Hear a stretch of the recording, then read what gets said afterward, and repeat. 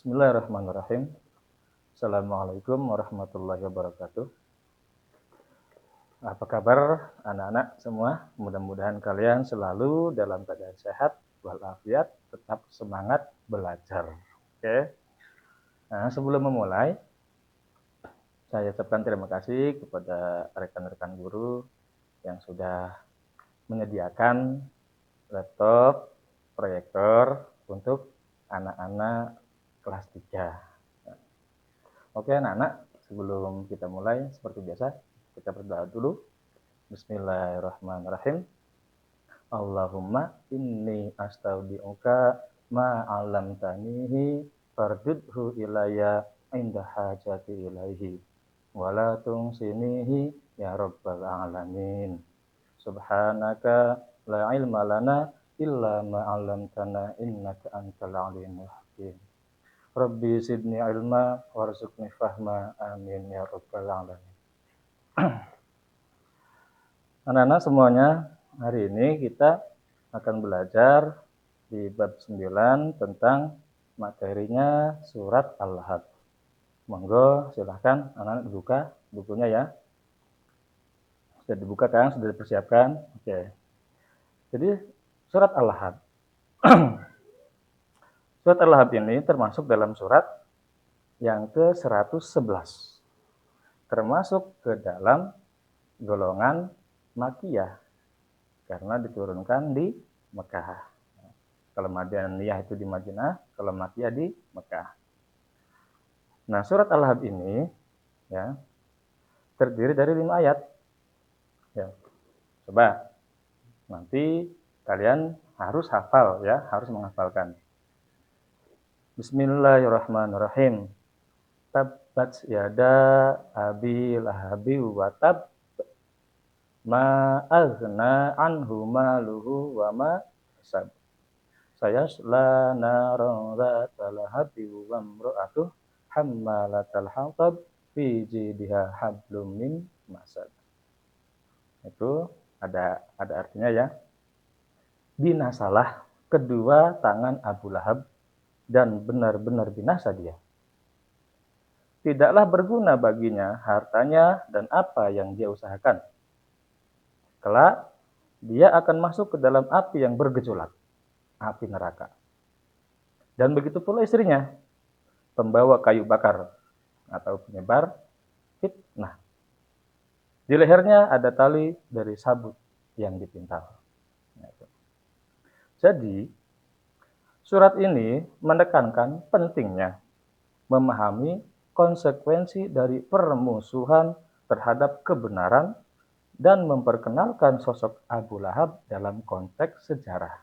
Jadi kita sedang belajar Al-Quran hadis, tentu tidak akan lepas dari fan ilmu lain. Dalam hal ini adalah ilmu sejarah.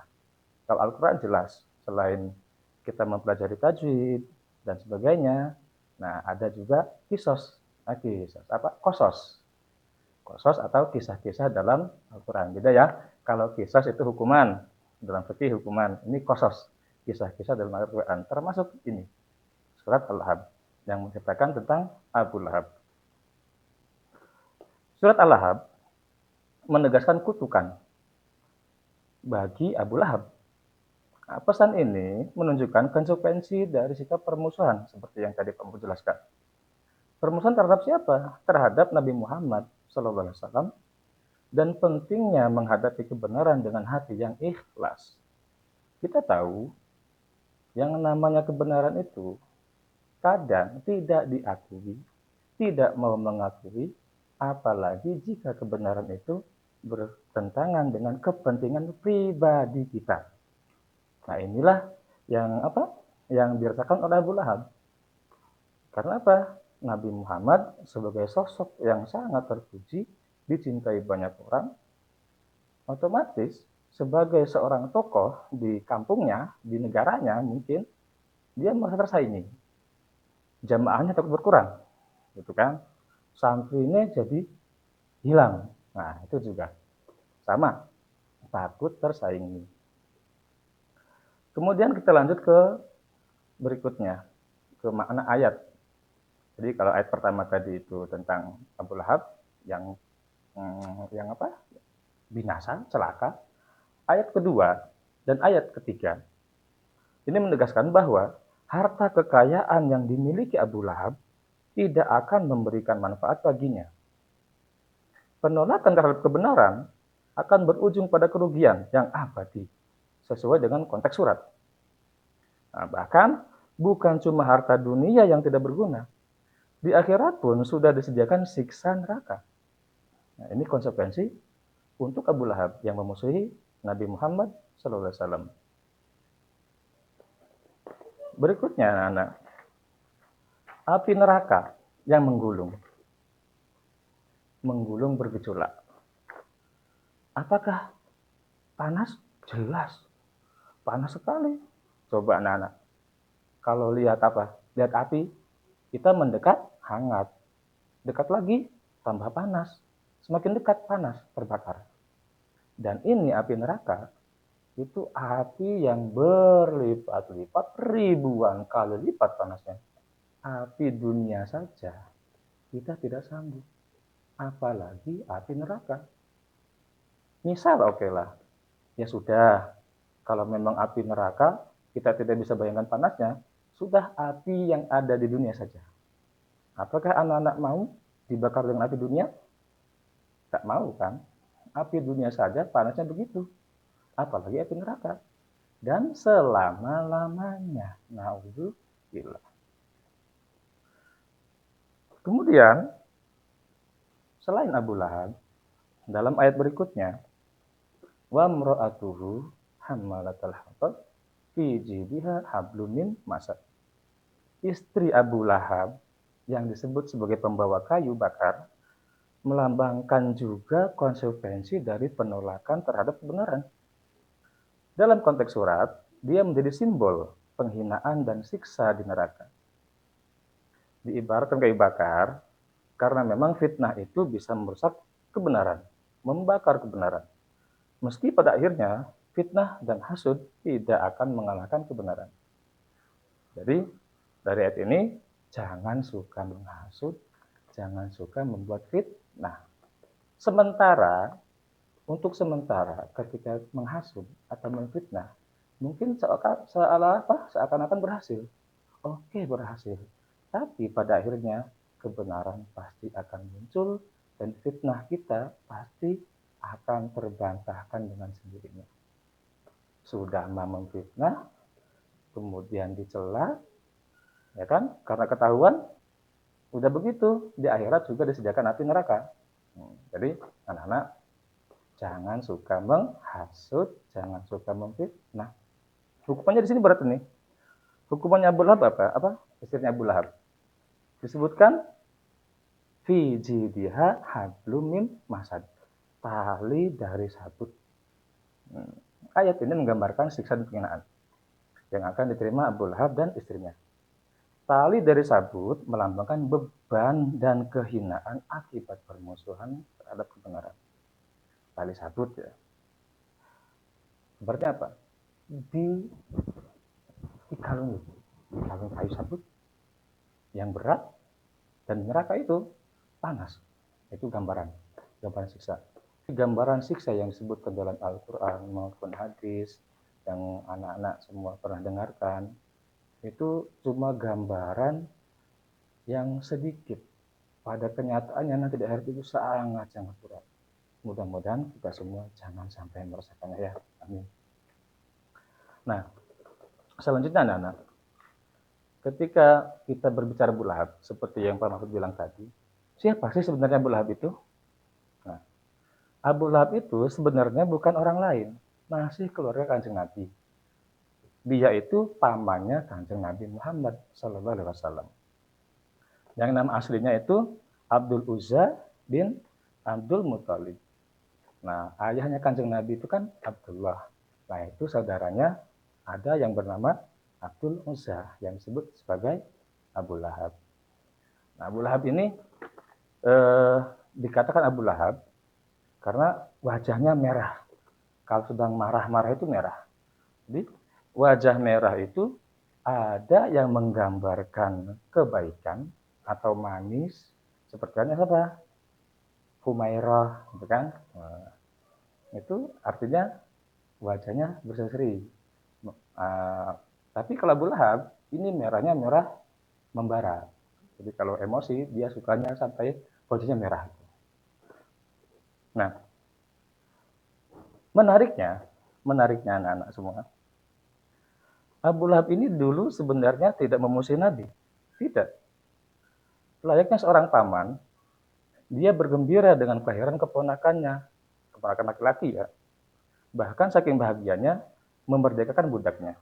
Jadi pada waktu Kanjeng Nabi lahir, budaknya yang bernama Suwaibah ngasih kabar ke Abu Lahab. Tuanku, Abu Lahab, itu keponakan kamu sudah lahir. Nah, Abu Lahab senangnya bukan main. Kenapa sih dia senang? Pertama, orang Arab itu kalau lahir seorang bayi kok laki-laki itu sangat-sangat bahagia.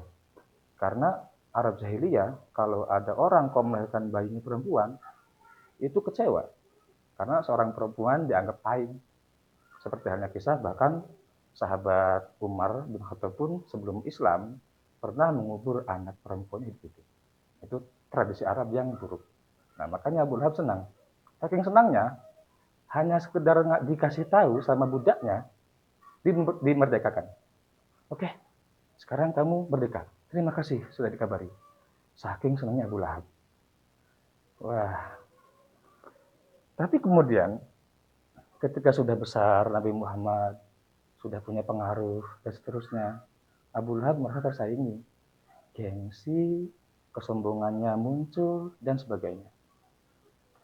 Setelah meninggal, yang menariknya ya, ada sebuah hadis, itu diriwayatkan,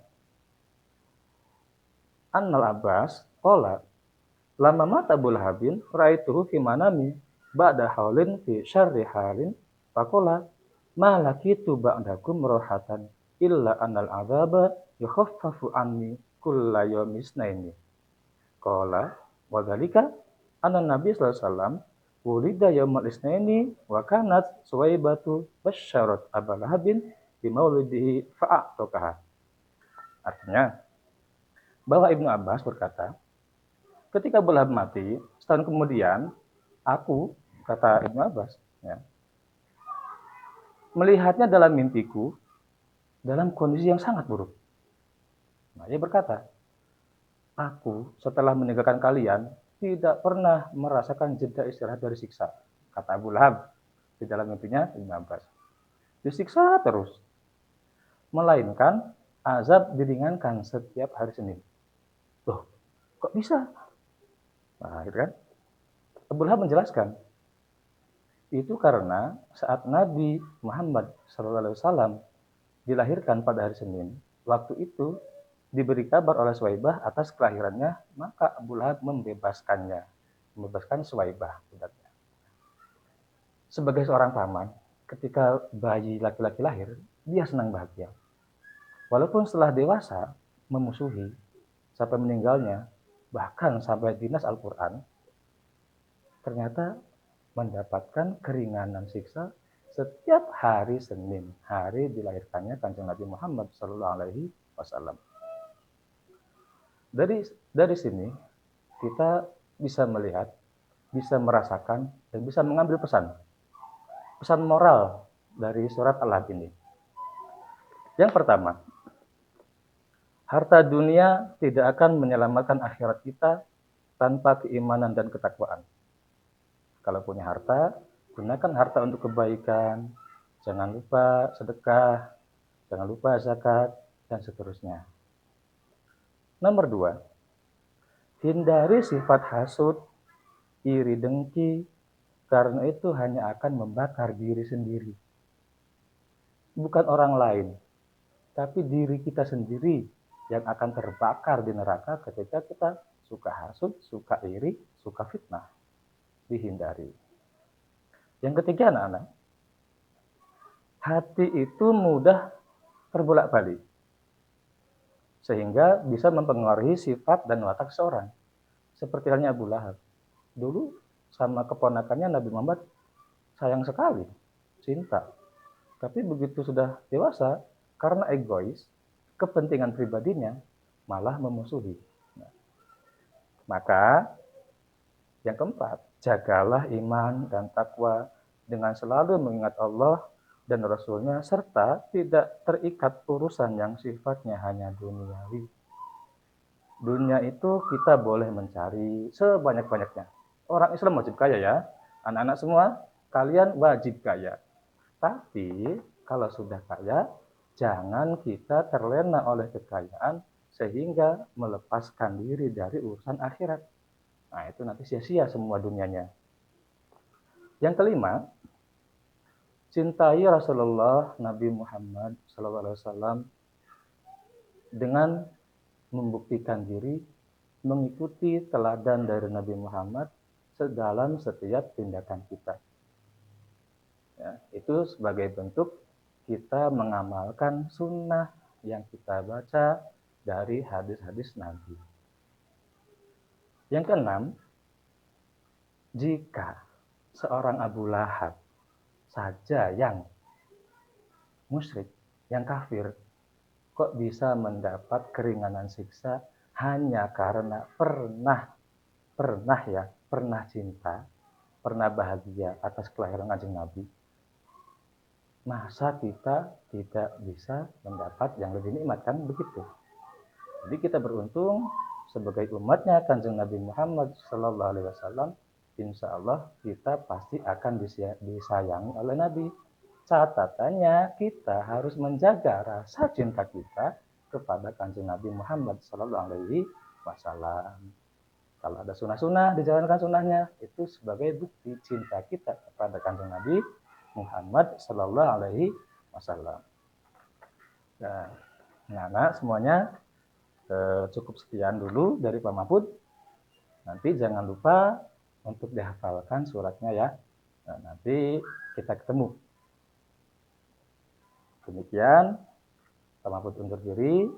Terima kasih Pak Guru yang sudah menyediakan alat-alatnya. Terima kasih, mohon diri. Assalamualaikum warahmatullahi wabarakatuh.